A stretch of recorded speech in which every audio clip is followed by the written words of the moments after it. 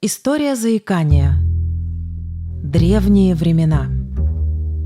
В древние времена, когда человечество еще только начинало осваивать мир, заикание было одной из многих медицинских загадок.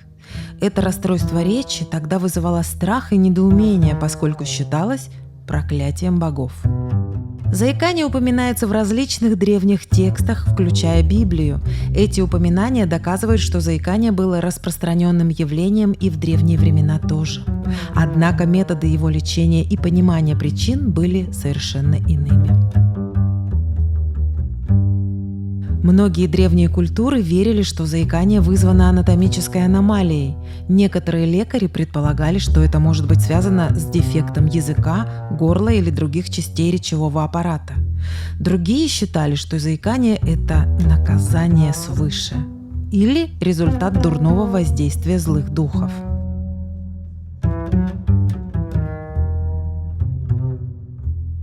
Заикание было задокументировано в китайских писаниях ранее 4000 лет до нашей эры.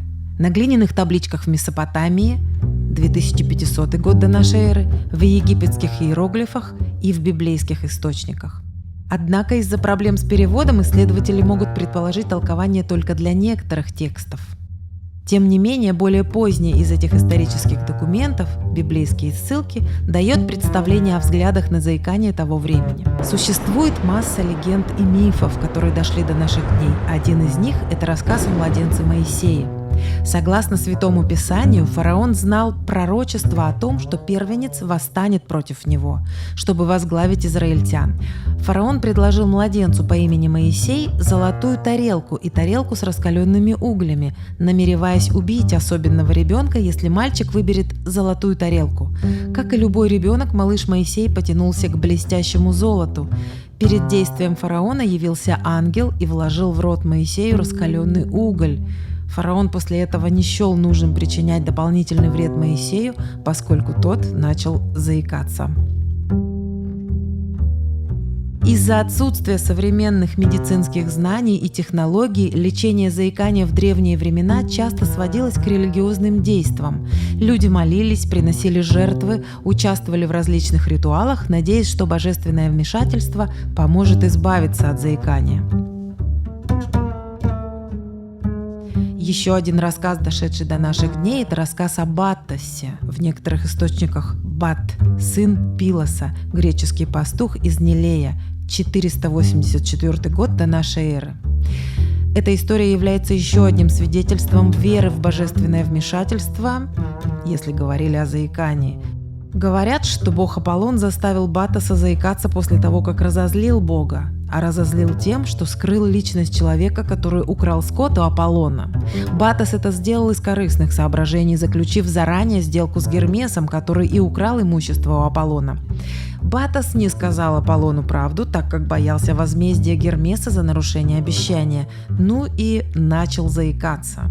Чтобы вылечить заикание, Баттас обратился за советом к Дельфийскому оракулу. Узнав, что Баттас больше заикался, когда был среди людей, оракул решительно порекомендовал Баттасу изгнание, чтобы умилостивить богов и тем самым заставить их быть милосердными. В некоторых культурах существовали специальные жрецы и целители, которые специализировались на лечении заикания. Они могли использовать различные методы от магических заклинаний до физических процедур. Примерно в то же время, рассматривая более приземленные объяснения о природе заикания, Аристотель и Демосфен лечили заикание подходами, направленными на улучшение функционирования языка и речевого механизма. О методах лечения, предписанных Аристотелем, известно немного. Есть данные о методах лечения, которые великий греческий оратор Демосфен назначал сам себе. Стремясь укрепить свой язык и улучшить ораторское искусство, он ходил взад и вперед по пляжу, говоря с галькой во рту. Говорят, что он пытался перекричать шум шторм. Однако, несмотря на все усилия, эффективного лечения заикания в древние времена так и не было найдено. Многие из методов, которые применялись тогда, сегодня кажутся странными и даже жестокими, но это были первые шаги человечества на пути к пониманию и лечению этого сложного расстройства речи. С течением времени, по мере развития медицины и науки, подходы к лечению заикания стали меняться. Но древние методы и верования оставили свой след в истории многих народов. Итак, древние времена были периодом, когда человечество только начинало искать ответы на многие вопросы, включая причины и методы лечения заикания. Этот период истории показывает, насколько далеко мы продвинулись в понимании этого явления и какие усилия были приложены на пути к его изучению. Следующая эпоха – Ренессанс. Ренессанс или Возрождение был периодом в истории Европы, когда произошло культурное и научное пробуждение после темных веков Средневековья. Этот период, который начался в Италии в XIV веке и продолжался до XVII века, привел к значительным изменениям во многих областях, включая искусство, науку и медицину. С приходом Ренессанса научные исследования и медицинские практики стали более свободными от религиозного контроля. Это позволило ученым и врачам проводить эксперименты и исследования, которые ранее были запрещены или осуждены церковью. В этот период начали формироваться новые теории о природе заикания, в то время как ранее считалось, что заикание вызвано анатомическими аномалиями. Теперь ученые стали искать другие причины. Некоторые теории предполагали, что заикание может быть вызвано дисбалансами в телесных жидкостях, таких как кровь, желчь и флегма. Другие ученые считали, что заикание может быть результатом приобретенного поведения или психологической травмы. Джеронимо Меркуриали был известным врачом XVI века, который придерживался теории жидкостей Гиппократа. Однако он лечил заикание совершенно иначе, чем древние греки. В надежде восстановить баланс жидкостей Меркуриали прописал изменения в диете и очищение организма. Полагая, что страх усугубляет заикание, он рекомендовал другие методы лечения, специально направленные на устранение компонентов страха. В своей известной книге «Трактат о детских болезнях» он рекомендовал не лечить заикание до 7-летнего возраста, поскольку многие дети выздоравливают до этого возраста сами по себе. Меркуриали первым упомянул о возможности влияния эмоций на заикание. Врачи и ученые Ренессанса экспериментировали с различными методами лечения заикания. Они применяли доступные травы, лекарства и даже проводили хирургические операции в попытке излечить пациентов. Однако, несмотря на все усилия, универсального и эффективного метода лечения так и не было найдено. Кроме того, пастор Коттон Мазер, также заикающийся, но более известный своими прививками от оспы, а также своим участием в судебных процессах над салемскими ведьмами в Массачусетсе, предположил, что заикание было вызвано божественным возмездием за грехи гнева и гордыни. Тем не менее, Ренессанс положил начало систематическому изучению заикания. Врачи и ученые начали документировать свои наблюдения и исследования, что позволило будущим поколениям научных работников опираться на их труд. Итак, Ренессанс был ключевым периодом в истории изучения и лечения заикания. Это было время, когда ученые и врачи начали задавать правильные вопросы и искать ответы на них, основываясь на научных исследованиях, а не только на религиозных верованиях или суевериях. Следующий этап – XIX век. И XIX век стал периодом научных и технологических революций. Промышленная революция, открытие электричества, развитие химии и биологии – все это привело к значительным изменениям в мире. Однако одним из наиболее важных направлений развития стала нейрофизиология. С развитием нейрофизиологии ученые начали активно изучать мозг и нервную систему человека. Это позволило им лучше понять, как работает человеческий организм и какие процессы могут привести к различным расстройствам, включая заикание. Были выдвинуты новые гипотезы о причинах заикания. Некоторые ученые считали, что заикание может быть связано с нарушениями в определенных областях мозга, отвечающих за речь. Другие исследователи предполагали, что причиной может быть нарушение взаимодействия между различными частями мозга. Джозеф Франк предположил, что заикание – это извращенная привычка, вызванная речью, когда в легких не хватает воздуха, и что блокады или судороги возникают, когда голосовые связки парализуются во время сильного сокращения. Эразм Дарвин, дед Чарльза Дарвина, предположил, что заикание может быть моторным затруднением, которое стало привычным из-за эмоциональной обусловленности. Еще одним важным моментом в теории было то, что считалось заикание выученной реакцией, зависящей от страха.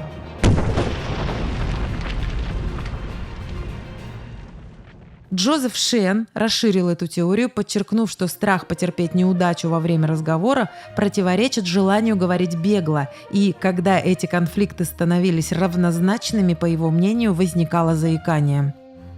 В XIX веке также начали разрабатываться новые методы диагностики и лечения заикания. Врачи стали использовать различные инструменты и методы, такие как электростимуляция, для лечения пациентов с заиканием. Однако, несмотря на все научные достижения, универсального метода лечения заикания так и не нашли.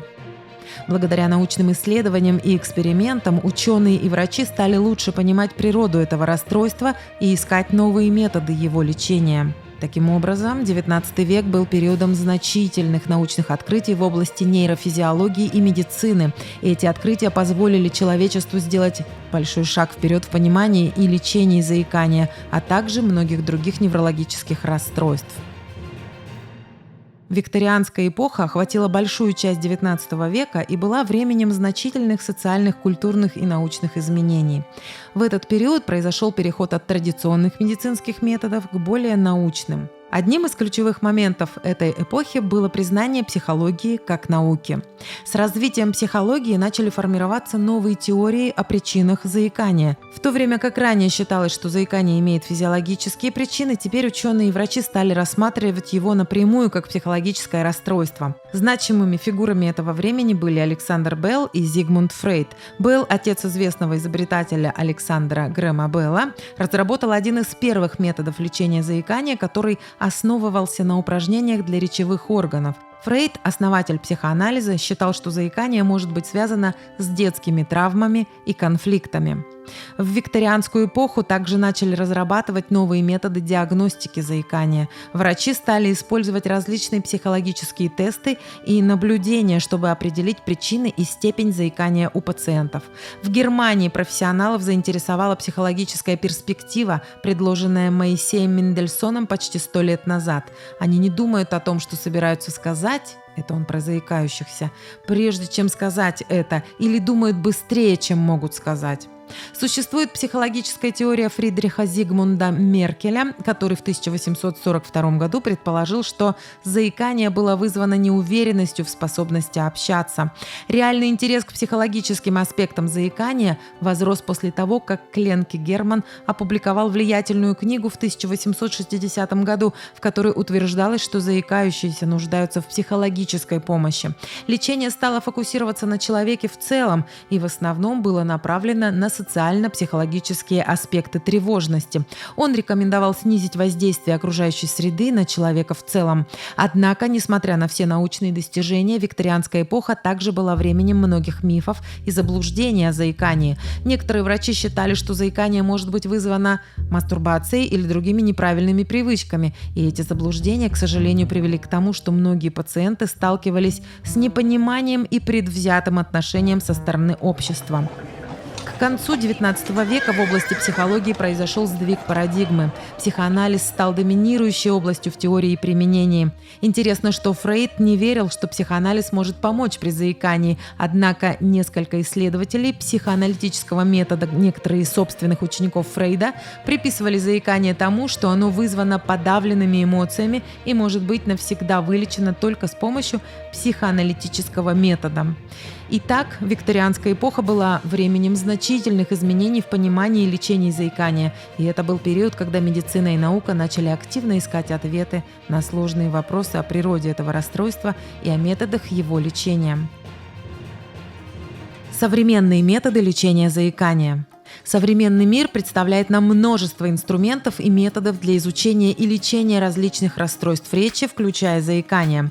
Благодаря прогрессу в области медицины, психологии и технологий сегодня у нас есть гораздо больше возможностей помочь людям с заиканием жить полноценной жизнью. К примеру, когнитивно-поведенческая терапия. Этот метод лечения фокусируется на изменении негативных убеждений и поведенческих реакций, связанных с заиканием. Пациенты учатся осознавать свои страхи и тревоги, связанные с речью, и разрабатывают стратегии управления ими. Логопедическая терапия – это наиболее распространенный метод лечения заикания. Логопеды работают с пациентами, чтобы помочь им улучшить свои речевые навыки, уверенность в себе при общении.